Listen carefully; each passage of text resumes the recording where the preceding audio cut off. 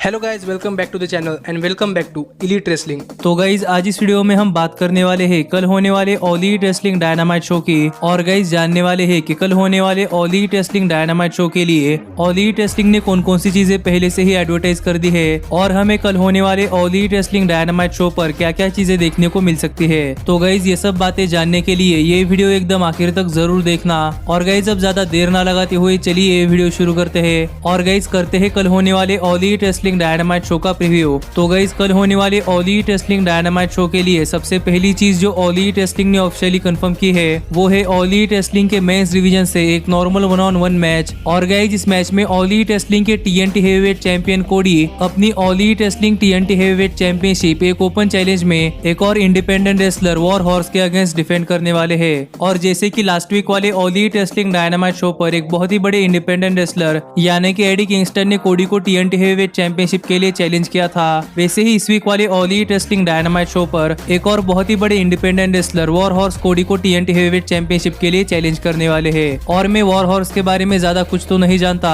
पर गाइस हाल फिलहाल में कोडी और वॉर हॉर्स के बीच में ट्विटर पर बहस हुई थी कि वॉर हॉर्स कोडी को TNT हेवीवेट चैंपियनशिप के लिए 5 मिनट में हरा सकते हैं। और इसी बहस को आगे खींचते हुए कोडी ने इस वीक वाले all elite wrestling dynamite show पर वॉर हॉर्स को TNT हेवीवेट चैंपियनशिप का एक टाइटल शॉट दिया है। लेकिन गाइस अभी तक इस मैच के लिए कोई भी टाइम लिमिट सेट नहीं है और वॉर हॉर्स के बारे में मैं तो ज्यादा कुछ नहीं जानता, लेकिन अब तक जितना भी मैंने वॉर हॉर्स को देखा है उतने से तो मुझे ऐसा लगता है कि गाइस वॉर हॉर्स का गिमिक अल्टीमेट वॉरियर की तरह है और शायद इनकी रेसलिंग स्टाइल भी अल्टीमेट वॉरियर जैसी है। और वॉर हॉर्स के बारे में ज्यादा बातें तो हमें इस वीक वाले all elite wrestling dynamite show पर ही जानने को मिलने वाली है। लेकिन गाइस अगर यहाँ पर हम बात करें इस मैच की विनर की, तो गाइस यहाँ पर मुझे नहीं लगता कि कोडी इस मैच में अपनी TNT हेवीवेट चैंपियनशिप हारने वाले है। और मेरी प्रिडिक्शन इस मैच में रहने वाली है कि कोडी इस मैच में अपनी TNT हेवीवेट चैंपियनशिप आराम से रिटेन करने वाले हैं। पर गाइस जो अगली चीज इस वीक वाले all elite wrestling dynamite show के लिए ऑल एलीट रेसलिंग ने ऑफिशियली कंफर्म की है वो है ऑल एलीट रेसलिंग की विमेंस डिवीजन से एक नॉर्मल 1-on-1 मैच। और गाइस ये मैच है हिकारू सीडा वर्सेस डियामांटे।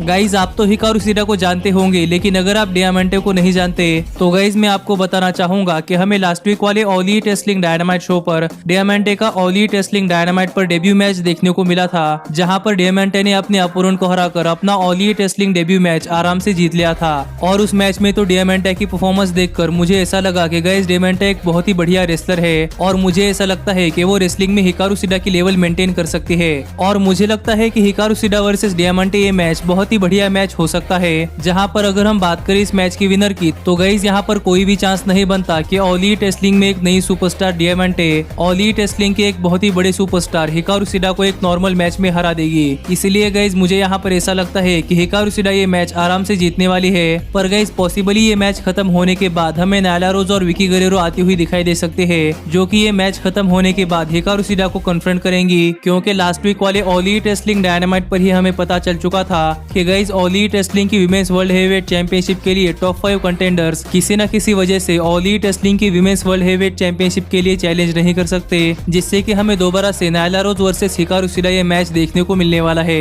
और इसी वजह से शायद ये मैच खत्म होने के बाद नायला रोज आकर हिकारू सीडा को कन्फ्रंट करती हुई दिखाई दे सकती है। और क्या पता नायला रोज हिकारू सीडा पर अटैक भी कर दे। पर गाइस जो अगली चीज इस वीक वाले ऑल एलीट रेसलिंग डायनामाइट के लिए ऑल एलीट रेसलिंग ने ऑफिशियली कंफर्म की है वो है MJF का एक सेगमेंट, जहां पर इस वीक वाले ऑल एलीट रेसलिंग डायनामाइट पर MJF आकर एक प्रोमो कट करने वाले हैं। और गाइस बेसिकली मुझे यहाँ पर ऐसा लगता है कि इस वीक वाले ऑल एलीट रेसलिंग डायनामाइट पर MJF आकर ये कह सकते हैं कि MJF अभी तक ऑल एलीट रेसलिंग में अनडिफीटेड है, लेकिन तब भी MJF को ऑल एलीट रेसलिंग के किसी चैंपियनशिप के लिए टाइटल शॉट नहीं मिल रहा। और पॉसिबली यही से MJF ऑल एलीट रेसलिंग के किसी चैंपियनशिप के लिए चैलेंज करते हुए दिखाई दे सकते हैं। और इस चीज के बहुत ज्यादा चांसेस है कि MJF इस वीक वाले ऑल एलीट रेसलिंग डायनामाइट पर जॉन मॉक्सली को उनकी वर्ल्ड हेवीवेट चैंपियनशिप के लिए चैलेंज करे। और अगर MJF इस वीक वाले all elite wrestling dynamite show पर जॉन मॉक्सली को वर्ल्ड हेवीवेट चैंपियनशिप के लिए चैलेंज करते हैं, तो गाइस हमें ऑल एलीट रेसलिंग के अगले पेपर व्यू यानी कि ऑल आउट में MJF वर्सेस जॉन मॉक्सली ये मैच जरूर देखने को मिलेगा। और पॉसिबली इस वीक वाले ऑल एलीट रेसलिंग डायनामाइट से इस मैच का बिल्ड शुरू हो सकता है।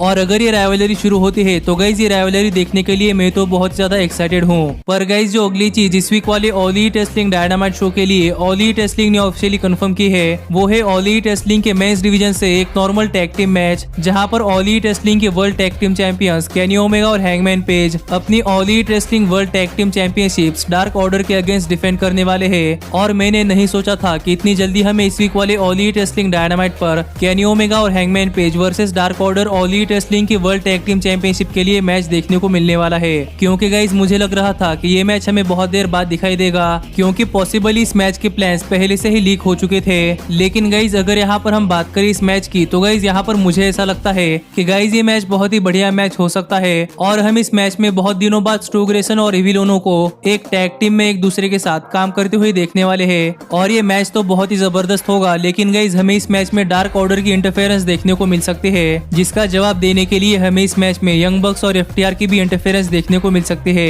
और पॉसिबली इसी बहुत ही बड़े केओस के बीच में डार्क ऑर्डर के स्टू ग्रेसन और इविल ओनो केनी ओमेगा और हैंगमैन पेज को हराकर बन जाएंगे ऑल एलिट रेसलिंग के नए टैग टीम चैंपियंस। और मैं ऐसा इसलिए कह रहा हूँ क्योंकि गाइज ऑल एलिट रेसलिंग के वर्ल्ड टैग टीम चैंपियनशिप्स के लिए प्लान्स बहुत पहले ही लीक हो चुके थे और गाइज इन प्लान के हिसाब से ऑल एलिट रेसलिंग नए tag team champions dark order को बनाने वाली है। लेकिन गाइज मैं नहीं चाहता कि नए all elite wrestling world tag team champions dark order बने, क्योंकि गाइज अभी तक dark order all elite wrestling की उतनी ज्यादा एस्टेब्लिश्ड टैग टीम नहीं है। लेकिन गाइज जो अगली चीज इस वीक वाले all elite wrestling dynamite show के लिए ऑल एलिट रेसलिंग ने ऑफिशियली कंफर्म की है, वो है ऑल एलिट रेसलिंग के मेंस डिवीजन से एक 10 मैन टैग टीम मैच। और गाइज ये मैच होने वाला है inner circle versus best friends, orange Cassidy, जंगल बॉय और लूचासोरस। और लास्ट वीक वाले ऑल एलिट रेसलिंग डायनामाइट के बाद हमें इस वीक वाले all elite wrestling dynamite show के लिए एक बहुत ही बड़ा 10 man tag team match officially confirm होता हुआ दिखाई दिया है। और इस मैच में ऑरेंज कैसिडी, बेस्ट फ्रेंड्स और जोरासिक एक्सप्रेस ये दोनों ही टैग टीम मिलकर इनर सर्कल के अगेंस्ट एक मैच लड़ने वाली है, जहां पर ये दोनों ही टैग टीम इनर सर्कल से अपना बदला लेने के लिए आ रही है, क्योंकि इनर सर्कल ने बहुत पहले से ही इन दोनों ही टैग टीम्स के ऊपर हमला किया है। पर अगर यहाँ पर हम बात करें इस मैच की, तो गाइज यहाँ पर इस मैच में क्रिस जेरिको और ऑरेंज कैसिडी की राइवलरी देखने जैसी है, क्योंकि गाइज इन दोनों ही रेसलर्स ने पिछले 2-3 वीक में हमें ऑल एलिट रेसलिंग डायनामाइट पर बहुत ही ज्यादा एंटरटेन किया है।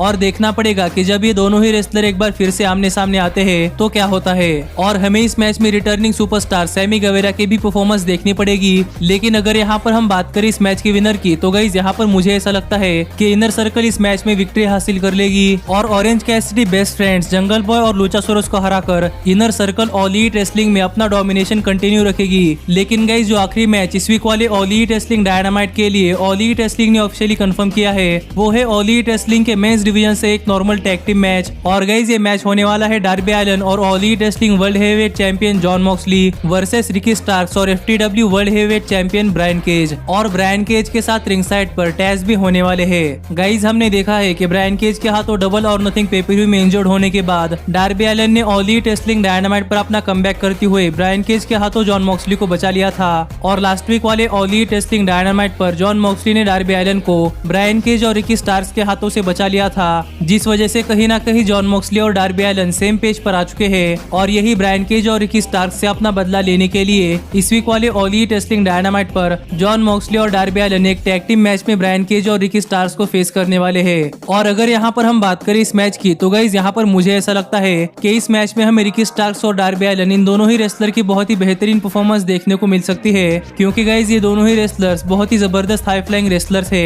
और इन दोनों ही रेसलर्स की हाई फ्लाइंग रेसलिंग के साथ साथ हमें जॉन मॉक्सली और ब्रायन केज की नॉर्मल रेसलिंग भी देखने को मिल सकती है, जहां पर ब्रायन केज और जॉन मॉक्सली को एक बार फिर से एक दूसरे के आमने सामने देखने में मजा आएगा। लेकिन अगर यहाँ पर हम बात करें इस मैच के विनर की, तो गाइज यहाँ पर मुझे ऐसा लगता है कि एक बार फिर से जॉन मॉक्सली डार्बी एलन के साथ मिलकर ब्रायन केज और रिकी स्टार्क्स को हरा देंगे और एक बार फिर से जॉन मॉक्सली विक्टोरियस इमर्ज करेंगे। लेकिन गाइज देखना पड़ेगा कि क्या ये मैच खत्म होने के बाद एमजेएफ आकर जॉन मॉक्सली को कन्फ्रंट करते हैं या नहीं, क्योंकि गाइज हमें पॉसिबली ऑल एलिट रेसलिंग के वर्ल्ड हेवीवेट चैंपियनशिप के लिए नेक्स्ट राइवलरी यही देखने को मिलने वाली है। और आगे चलकर पॉसिबली ये दोनों ही रेसलर एक दूसरे को ऑल आउट पेपर में फेस करने वाले हैं, जो कि ऑल एलिट रेसलिंग का नेक्स्ट पेपर होने वाला है। लेकिन जिन्हें किन्हें नहीं पता कि ऑल आउट पेपर कब है, उन्हें मैं बताना चाहूंगा कि गाइज ऑल एलिट रेसलिंग का नेक्स्ट पेपर ऑल आउट सितंबर 5, 2020 को होने वाला है। लेकिन गाइज इस वीक वाले all elite wrestling dynamite show के लिए ऑल एलिट रेसलिंग ने इतनी ही चीजें ऑफिशियली एडवर्टाइज की है और मैं तो इस वीक वाले all elite wrestling dynamite show के लिए भी बहुत ही ज्यादा एक्साइटेड हूँ। और आप भी मुझे कमेंट कर बताइए कि क्या आप इस वीक वाले all elite wrestling dynamite show के लिए एक्साइटेड है या नहीं। लेकिन अब मिलता हूँ आपसे अगली वीडियो में, पर तब तक stay healthy, stay happy and keep watching elite wrestling. Hey, did you like that video? Click the screen for more. And where do you think you're going? And thanks so much for being the elite. The elite. What, Nick, you're not going to sing it all with me this time?